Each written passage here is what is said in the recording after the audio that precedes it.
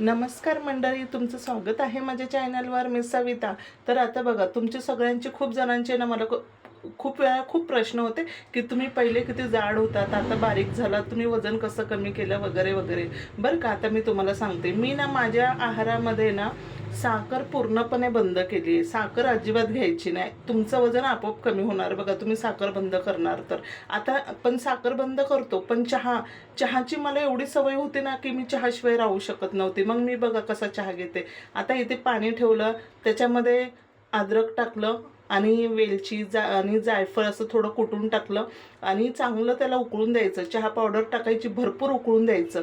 उकळल्यानंतर त्याच्यामध्ये गूळ टाकायचा. आणि खूप जणांचे प्रश्न काय होते माहिती आहे का, आम्ही गुळाचा चहा प्यायचं ठरवलं आणि गुळाचा चहा केला की आमचा गुळाचा चहा दूध टाकलं की फुटतो.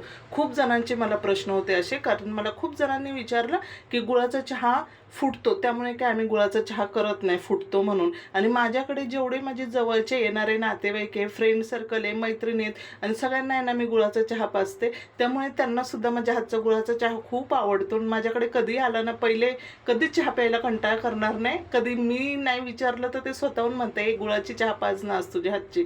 तर एवढी मस्त आणि टेस्टी होते बरं का.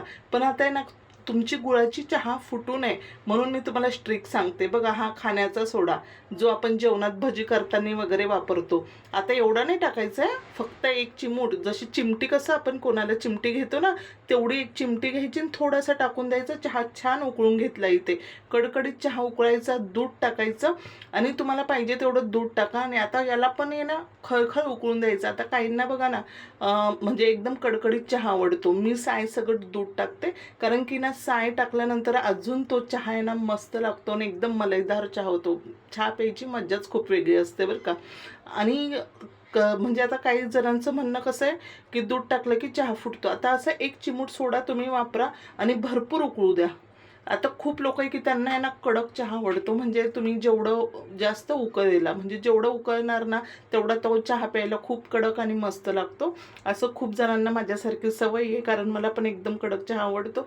म्हणून इथे बघा, अजिबात आपला चहा फुटत नाही. असे स्ट्रिक तुम्ही वापरा. तुम्हाला जर माहीत नसेल ना, आणि असे मी खूप जणांना जे माझ्या कॉन्टॅक्टमध्ये आहेत, मला भेटतात, माझ्या मैत्रिणी नातेवाईक, त्यांना मी सांगत असते गुळाचा चहा तुमचा फुटत असेल, किंवा त्यांच्या घरी गेलं ते पण म्हणतात की गुळाचा चहा फुटतो, किंवा चहा उकळून घेतात, वरतून दूध टाकतात, मग तो चहा प्यायला मज्जा नसते, हो की नाही.